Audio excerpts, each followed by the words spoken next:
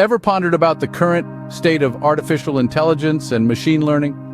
How they're shaping the world, creating digital art, and even synthesizing human-like text?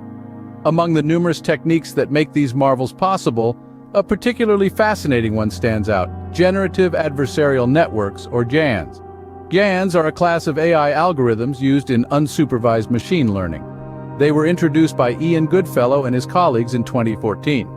GANs are the engines behind the scenes that power the creation of realistic images, music, speech, and text.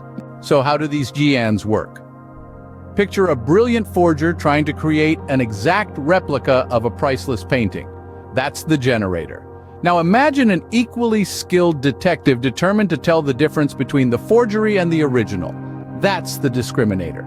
The generator begins by creating a piece of art and presenting it to the discriminator. The discriminator, having studied countless genuine artworks, tries to discern whether this new piece is real or fake. If the discriminator decides it's a forgery, it sends feedback to the generator about what gave it away. The generator then uses this feedback to improve its next piece. This process repeats in a loop, with the generator constantly improving its art and the discriminator honing its detection skills.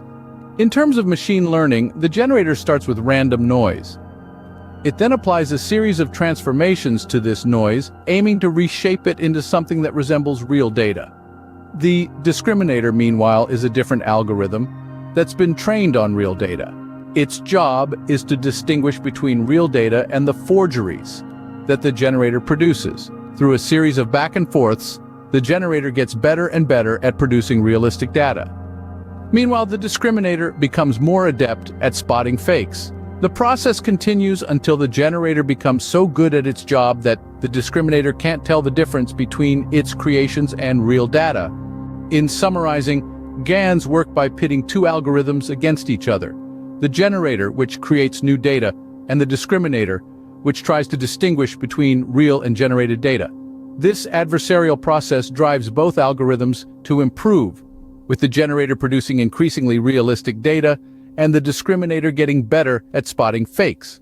The GANs, with their ability to create realistic data from noise, have a wide range of applications. They're used in everything from creating realistic images for video games to synthesizing human-like text to generating new ideas for fashion and design. However, as with any technology, GANs also have their challenges and ethical considerations. For instance, they could be used to create deepfakes, leading to misinformation and identity theft.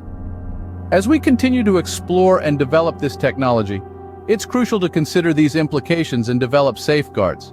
So, next time you marvel at a piece of digital art or read a piece of computer-generated text, remember the sophisticated and witty dance between the generator and the discriminator, the heart of generative adversarial networks. It's a dance that's constantly evolving, shaping our digital world in new and exciting ways.